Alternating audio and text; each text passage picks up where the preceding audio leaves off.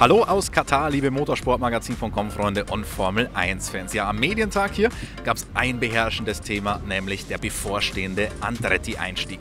Anfangs der Woche ist die FIA endlich mit der Neuigkeit rausgegangen, wie Phase 2 des Bewerbungsprozesses ausgegangen ist. Andretti hat es geschafft, hat die zweite Phase bestanden. In der ersten Phase, da ging es ja erstmal nur darum, ganz grob abzuklappern, wer interessiert sich überhaupt dafür. Das war verhältnismäßig günstig, hat nur 30.000 US-Dollar gekostet, das Ganze mal anzuschauen. Von den 7 ursprünglichen Bewerbern sind dann noch 4 übrig geblieben in Phase 2. Die war dann schon ein bisschen kostenintensiver mit 300.000 US-Dollar. Und ja, Andretti hat es geschafft. 3 Bewerber wurden abgelehnt, die hat man öffentlich nicht genannt, aber man weiß natürlich inzwischen längst, um wen es sich da handelte. Um Lucky Sons, also das ehemalige Pantera-Team Asia, um Hitech und um Rodin Carlin. Da bin ich auch mal gespannt, ob da schon das letzte Wörtchen gesprochen ist. Die sind natürlich alles andere als glücklich, da wurde auch schon viel Geld investiert, aber Andretti ist vorerst zumindest mal glücklich. Da hat man natürlich auch schon richtig viel Geld investiert. Man hat sich zusammengespannt mit General Motors, also mit der Marke Cadillac. Das ist schon ein Statement gewesen. Man konnte die FIA überzeugen. Der Prozess hat sehr lange gedauert. Wir haben gehört, es wurden wirklich meterhoch Akten durchwälzt. Es wurden Fragen gestellt über alles, um zu schauen, ob das ein ordentlicher Kandidat ist. Die FIA, die war sich schon von Anfang an relativ sicher, dass es das so sein würde, aber man hat sich trotzdem Zeit gelassen. Man wollte alles wirklich wasserdicht überprüfen. Warum? Weil man wusste, dass es in Phase 3 etwas haariger wird. Denn man braucht ja zum einen die Erlaubnis der FIA, um an der Formel 1 teilzunehmen. Das war eben Phase 2.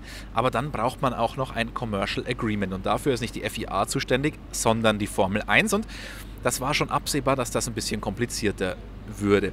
Und hier im Fahrerlager, da hat sich das heute wieder gespiegelt. Die Fahrer, zum Großteil muss man leider sagen, Marionetten ihrer Teams, haben gesagt, naja, neues Team, braucht man das wirklich? George Russell meinte, naja, wenn, dann muss es schon Qualität sein, Qualität über Quantität und so weiter. Also auch da sehr reserviert reagiert. Andretti ist natürlich ein absolut riesiger Name im Motorsport, zusammen mit Cadillac. Also klar, es ist jetzt kein Ferrari, es ist jetzt vom Engagement her auch erstmal darauf ausgebaut, dass man einen Kundenmotor hat, viele Kundenteile. Zunächst einmal, das ist noch ausbaufähig, aber das ist nicht irgendwer. Das ist nicht wie 2010, als wir da einen Virgin hatten oder einen Caterham. Das ist schon eine ganz andere Hausnummer. Trotzdem die Formel 1 sehr reserviert. Bis auf, man muss sagen, 2 Fahrer, habe ich heute gehört, die waren relativ deutlich anderer Meinung. Valtteri Bottas zum Beispiel, der hat offen gemeint, ja, ist doch super, ein Team mehr, 2 Plätze mehr. Das bringt vielleicht auch ein bisschen Schwung in den Fahrermarkt. Und Max Verstappen, der hat das Ganze realistisch gesehen. Er hat gemeint, er kann es aus Teamsicht verstehen, aber aus Fahrersicht ist das eigentlich was anderes. Eigentlich ist es ja schön, wenn da mal ein bisschen mehr wieder los ist. Warum sind die anderen Teams und wieso ist die Formel 1 dagegen? Bei der Formel 1, so ganz hundertprozentig sicher ist sich da eigentlich niemand, denn die Formel 1 würde es zumindest zunächst keinen Cent mehr kosten, ein zusätzliches Team hier herinnen zu haben. Die Teams hingegen, die schon, denn es gibt ja einen gewissen Anteil am Ertrag, den die Formel 1 erwirtschaftet, der unter allen Teams ausgeschüttet wird. Kommt jetzt da ein 11. Team dazu, ja, der Kuchen wächst nicht zwangsläufig, aber er wird in mehrere Teile unterteilt. Und deswegen haben die bestehenden Teams Angst, dass sie dann weniger Geld rauskriegen aus dem Topf der Formel 1. Und das halt eben teilen müssen. Die Formel 1 im ersten Zug muss diesen Topf nicht erhöhen.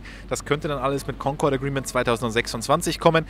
Also das ist ein ganz interessantes Thema. Aktuell ist es ja auch noch so, dass sich Andretti einkaufen müsste, um das Ganze nicht zu sehr verwässern zu lassen. Anti-Dilution-Fee 200 Millionen, die gilt bis einschließlich 2025. Dann 2026 sind ja schon 600 Millionen im Raum. Andere meinen, das darf überhaupt nicht sein, denn es gibt ja auch eine EU, die hat mal festgestellt in einer Direktive aus dem Jahr 2000, dass man es Teams ermöglichen muss, in die Formel 1 reinzukommen, dass es quasi kein geschlossener Kreis sein darf.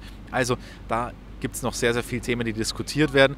Die Formel 1 stellt sich aber auf die Seite der Teams und sagt, naja, Moment mal, wir müssen das genau prüfen. Andererseits gibt es natürlich Stimmen, die sagen, Moment mal, was müsst ihr genau prüfen? Genau prüfen musste die FIA, ob man alle Richtlinien einhält, ob man ein ordentliches Team sein kann. Das hat die FIA jetzt bestätigt in einem sehr ausführlichen Prozess. Jetzt muss man eigentlich nur noch schauen, ab wann Cadillac und Andretti einsteigen wollen. Und dann einfach ein Commercial Agreement unterschreiben. Also ein sehr interessantes Thema, das die Formel 1 noch viele Monate wahrscheinlich auf Trab halten wird. Ich bin mal gespannt, wie es ausgeht. Ich glaube, das wird noch alles hochpolitisch, obwohl es das eigentlich ja auch schon ist. Jetzt aber zum Sport. Ihr habt es vielleicht schon gesehen, Es ist ein ziemlich spektakuläres Fahrerlager. Als wir vor 2 Jahren zum ersten Mal mit der Formel 1 hier in Katar waren, sah das alles noch ein bisschen anders aus. Aber in der Zwischenzeit ist, abgesehen von der Rennstrecke selbst, hier alles auf links gedreht worden. Es ist ein riesiges, gigantisches Projekt. Mehrere 100 Millionen Dollar wurden da in die Hand genommen und alles wurde neu gemacht, bis auf den Streckenverlauf. Die wurde auch komplett neu asphaltiert und alles. Und die Haupttribüne, die ist tatsächlich auch noch identisch zu davor. Ein absolutes Megaprojekt.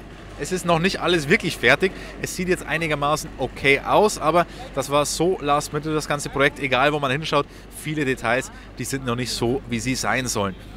Es gibt jetzt nicht nur einen neuen Asphalt, es gibt jetzt auch mal eine Drainage. Die MotoGP, die ja ursprünglich auf dieser Strecke hier gefahren ist, die hat ja schon mal drunter gelitten, dass es tatsächlich geregnet hat und man musste das Rennen dann verschieben auf Montag. Der Formel 1 soll so etwas nicht passieren.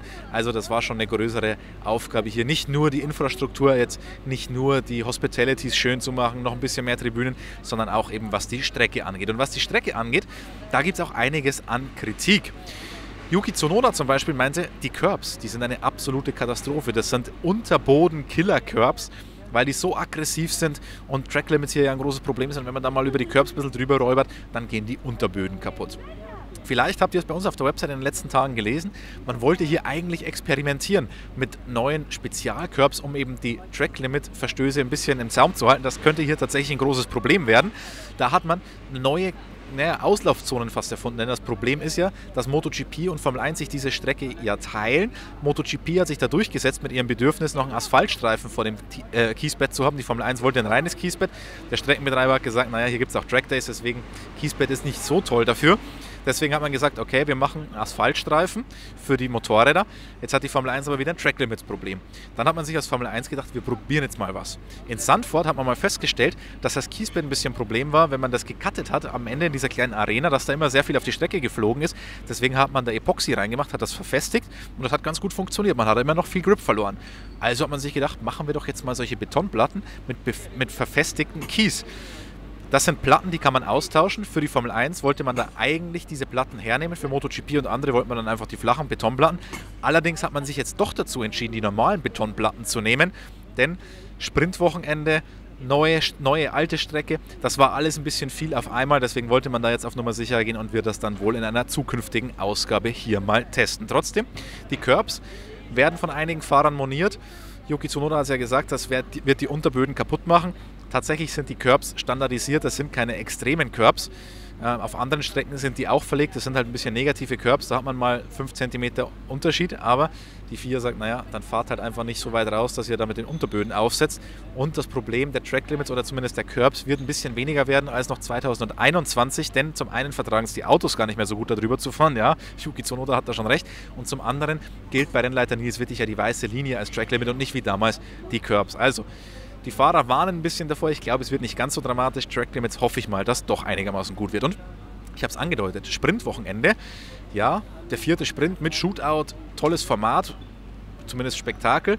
Aber das erste Mal, dass ein Sprint an einem Nachtrennen stattfindet. Und das hat schon Auswirkungen, denn man hat ein freies Training, das bei unfassbarer Hitze stattfinden wird. Wir haben 41 Grad heute gehabt, brutal. Klimaanlage im Media Center ist auch noch nicht so hundertprozentig fertig geworden, zumindest die Regelung nicht. Also man hat dann ein Training in der Hitze und geht dann in Qualifying nachts. Rennen findet ja auch nachts statt, nach Sonnenuntergang. Da sind natürlich die Unterschiede enorm. Jetzt hat man eine neue Strecke, neuen Asphalt, man weiß kaum irgendwas drüber, wie sich das Ganze verhalten wird. Dann unterschiedliche Temperaturen. Max Verstappen hat ja schon immer gesagt, er ist kein besonders großer Freund des Sprintformats, weil das einfach ein bisschen viel Glück ist, weil man ja dann sofort im Parc Fermé ist nach dem freien Training. Man muss sich da festlegen. Jetzt hier dann noch mehr Variablen dazukommen, sagt er, ist es halt einfach nur noch irgendwie eine Lotterie. Und deswegen bin ich mal gespannt. Ich glaube, das könnte das Ganze auch noch gut durcheinander würfeln, das Feld.